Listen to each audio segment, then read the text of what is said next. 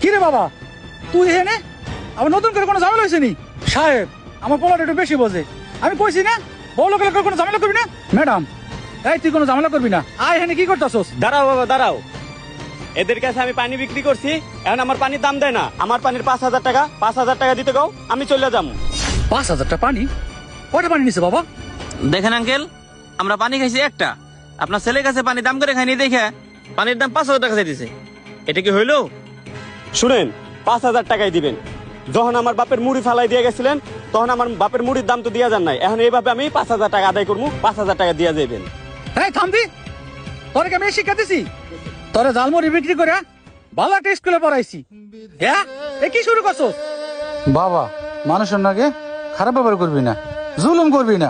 জুলুমকারীকে আল্লাহ পছন্দ করে না। আর একটা কথা মনে রাখবি বাবা, ভালো ভালো স্কুলে, বড় বড় স্কুলে পড়লে শিক্ষা অর্জন করা যায় না। যা যার শিক্ষা তার নিজের ভিতরে।